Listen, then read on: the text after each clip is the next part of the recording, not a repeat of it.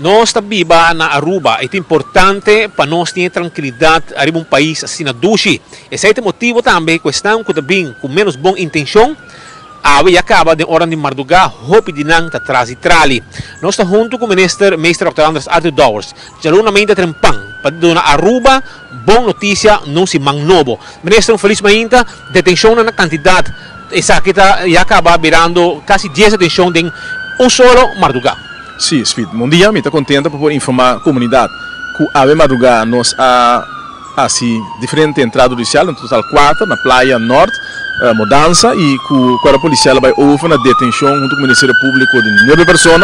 e 9 pessoas aqui está completar um total de 15 pessoas que estão detenidas para cometimento de diferentes atracos no nosso país. Nós avisa que nós é bem duro para nós e nós sabendo, mas nós avisa em várias ocasiões, nós não por prevenir por a gente que não vai hace um atraco, pero hora que bobinha aqui riba querer que bobinha abusar de inocente não bota agora confrontar com nós sabia duro pabo. Lo que nós faz agora que não está detendo total de 5 pessoas que estão envolvidas em diferentes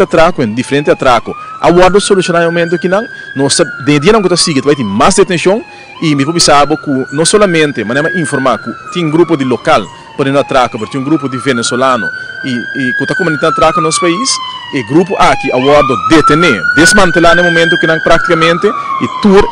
para vários arubianos local que está cooperar com nós, assim nosso país em si, me vem com outra base, está pone pelo mesmo futuro do país na peligro, então agora detenir, está espera que tem hora na nossa ilante, está vira conhecer quem pessoa aqui está, já hora é abuso, que o partido MAP e o Atmaro de Berria Nimbe que está sendo contra o nosso sistema judicial, contra nos questão, contra o Ministério Público, contra a polícia, que abuso é também stop, e não também começa a focus, arriba é abusador, que é atracador, e é cooperador, que é atracador. Me espera que tem hora que se espera sobre mais informação, e está de 5 pessoas detenidas, vários casos de atraco no momento que a solução acaba, vamos esperar agora com o processo que está se cana e que não pode apresentar diante do juiz, e me está convencido que o castigo não vai pisar também.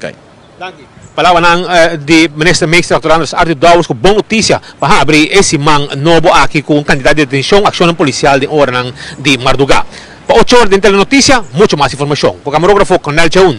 Nelson Andrade para Telenotícia.